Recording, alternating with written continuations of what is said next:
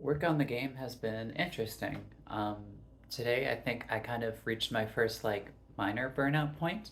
I was trying to avoid this, but I mean, effectively, I've been working on this audio puzzle game inspired by The Jungle and the Witness ever since about sort of early April of this year, 2023. And what's been interesting is that I've managed to maintain pretty steady work on it.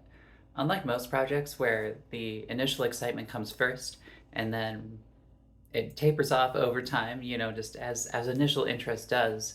I try to capture all of that initial interest into one solid sprint or maybe a long sprint until I completely run out of that enthusiasm. What's been nice about this project is that I care about it enough to know that I don't want to burn out over it, and I know that it would be, I don't know, the ideas aren't fully formed yet. So to try and sprint my way from the starting line of the idea to the finish line of what I want it to be like, but maybe not executing on it properly, wouldn't be all that effective compared to taking a slower approach to it. You know, I've been working maybe about 2 days a week for the past month, just over a month. And that's been pretty nice actually. Like 2 days a week and about 2 to 4 hours each day. And that ultimately comes up to a pretty steady situation where I'm spending my time on executing pretty short, and most of my time is on input, thinking, asking other people questions, getting feedback, and then sort of reviewing things and taking input. I'm never putting forceful work into it. Um, so that time that I'm spending to do inputs of ideas or processing things or planning things out on paper, um, it never feels like it's in a super controlled environment. It's still free form in a way that I think works well for me. But then the actual execution stays to a 2 hour session, but with lots of breaks in between, just to make sure that my hands are not going to be hurting while I'm working on this. That's a thing that I've been dealing with for the past couple of months. It's just, yeah, hands are not in great shape. I need to let them rest for more time and to give them less strenuous tasks. So that's definitely really shifted the approach that I work on this game compared to my other projects, and I'm pretty happy about it. I still actually feel motivated to keep working on it, but right now I've definitely expanded all of that energy. So I know that I want to take a break on the project, but I don't want to abandon it once I come back from this break. So my hope is that having other people to work on the game with definitely has been a nice motivator for me. So I want to keep that as something when I come back to the project, I immediately want to start looking for more team members. This is still a volunteer project. In the meantime, this complicates things. It's currently a project with no funding, but I'm still searching for funding and looking for ways that I could help maintain this game's development in a way that's financially sustainable for myself and for the people who are going to be contributing their time to this project, right?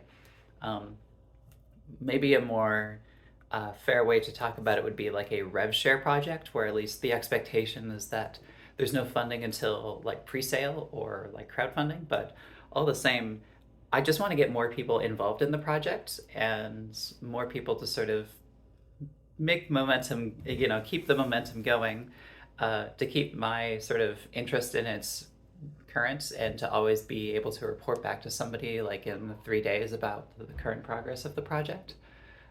So that's what I've been thinking about as the number one. And number two is that I want to finally get back into making little prototypes and little iterations of the gameplay. Right now, I've only got in this puzzle game basically Boolean switches to toggle the state of what you interpreted the note as, of one of two values, if it's a high note or if it's a low note, or if it's a loud note or if it's a quiet note. There's different categories, and the Boolean switch is performing the same action, but the category determines which sound property you're listening to and identifying that change. So that's already in the game. I want to make a tutorial that teaches what that actually means, right? To me, it makes sense, and to my mom, when I explain it in very rough, vague details, and then I give her the game, she understands it. But on first glance, that was a problem for her and my other friends that I tested it on. So I want to fix that and try to like make a better tutorialization first. I think like approaching that minimum like ground zero to here's where it is now at least feels like the most productive use of my time to get more people on board with the idea. Because I already have tried some minor attempts at like the skill ceiling of where this could go, like identifying chord patterns and being able to input like the distance between intervals to determine like the chord tonality. Like that's the highest level, right?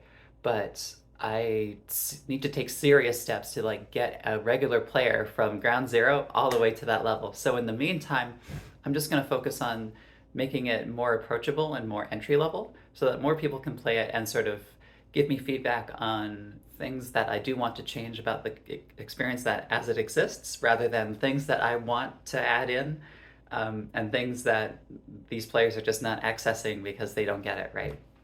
So, yeah. uh, but I'm going to be taking a break from the project for about 3 weeks, and then I'll be coming back. I'll slowly get back into it by like asking around if there's people who want to be interested in joining the project. Um, I'm going to be looking at doing, I don't know, a bit more gameplay prototyping, and then I also want to uh, either draw some minor art for myself.